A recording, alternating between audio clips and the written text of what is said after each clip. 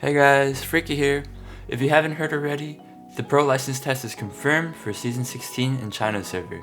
So, today I'm going to go over 3 secret techniques you need to know to drift like a pro. Exit charge, burst charge,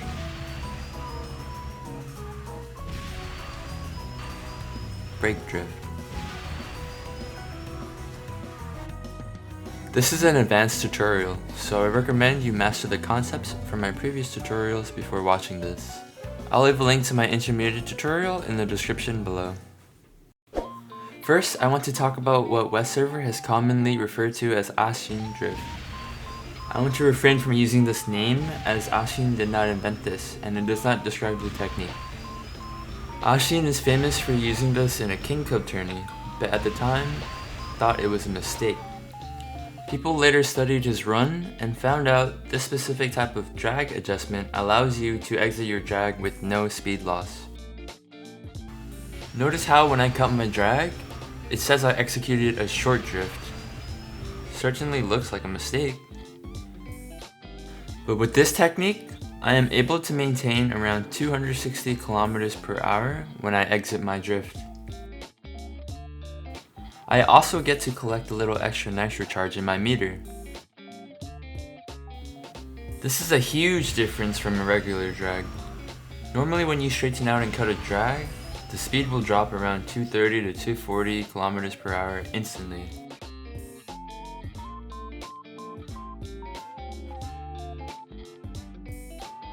So how do we perform an exit charge? The idea is to start with a heavy drag at an angle greater than an optimal drift, then hold the opposite direction key strongly to lighten the angle. Just before the drag is about to break, switch to hold the drag direction key to ride out the drag all the way until the drift breaks naturally. By creating a super thin drag angle such that the drift is on the verge of breaking, and forcibly keeping the drag active for as long as possible, we can achieve speeds of up to 300 kilometers per hour. When the drift breaks from this small angle, the car also ends up in a state I like to call sliding. During this state of sliding, the kart tires have no traction on the road, making it difficult to immediately steer. If we straighten out when the kart is sliding, we can exit the drift with no speed loss. While the technique isn't that difficult to perform in the training ground, it will take practice to effectively use this on the tracks and straighten out properly. Burst charge is another technique that starts off the same way, except now, instead of straightening out the kart when sliding, start a new drag. This allows us to cut charge at a wider line, hitting speeds over 300 kilometers per hour. When the drift breaks and the kart starts to slide, keep holding the direction key and start a second drag. There will be a sudden jump in acceleration. After a brief moment, hold the drag direction key to forcibly keep the drag alive until the drift breaks naturally. The kart will end in a sliding state again, and you can exit charge. Burst charge makes it possible to cut charge in areas like Boom Hill Tunnel. The timing is very important to get the full acceleration. You want the drag to be as close as possible to braking, but still active. After enough practice, it will become second nature. It will feel like playing an entirely new game.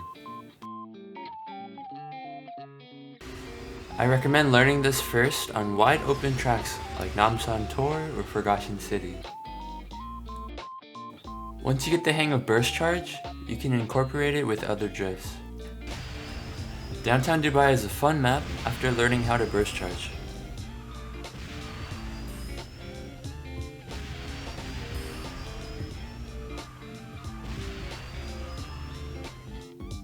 Drift, drift, drift, drift, burst charge.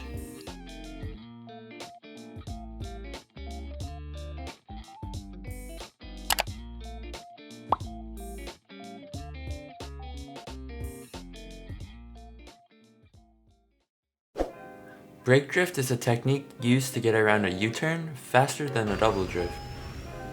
It is useful in a lot of two drift corners. By adding the brake key in between two drifts, we were able to turn the kart sharply. First, I will show you how to perform it with 2 or 3 finger setups. Let's ignore nitro for now. Start a drift, then without releasing your finger, quickly slide it to the brake key, then back again to the drift key. I stay on the brake key very briefly.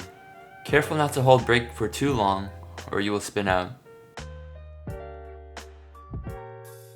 Once you get comfortable with sliding between keys, throw in a nitro before the turn and immediately after hitting brake.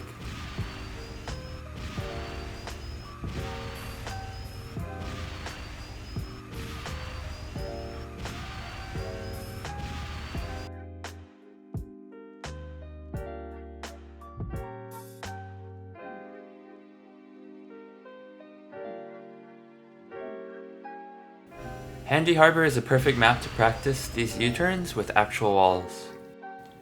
Now, using 2 to 3 fingers is actually slower than what is possible, because there is delay when sliding your finger between drift and brake. You can always position your brake key as close to the drift key to reduce this delay, but it will never compare to performing this on a 5-finger setup. With 5 fingers, you are able to press drift and brake at the same time, so there is a huge difference in the angle and speed of bending. This high speed, however, makes it harder to control. When performing a brake drift with 5 fingers, you don't perform a second drift. Simply hit the drift and brake key at the same time, and after letting go of brake, use nitro and keep holding the drift key a little longer.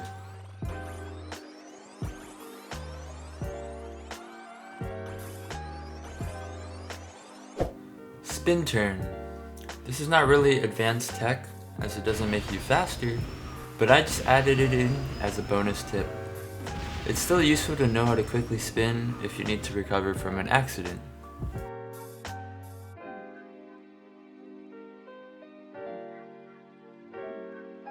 If you want to spin turn while keeping your forward momentum, start a drift. Once your kart has turned 90 degrees, hit the brake key, and while continuing to brake, drift in the opposite direction to straighten out.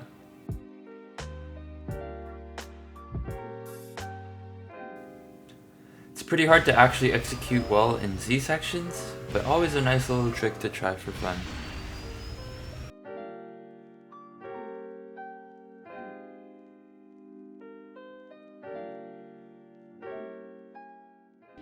If you don't care about keeping that forward momentum, you can perform a 180 quickly by drifting and using brake at the same time. This is useful in item mode to shoot a rocket at the enemies from behind. After I spin 180, I hold the brake key to continue driving backwards and fire a rocket.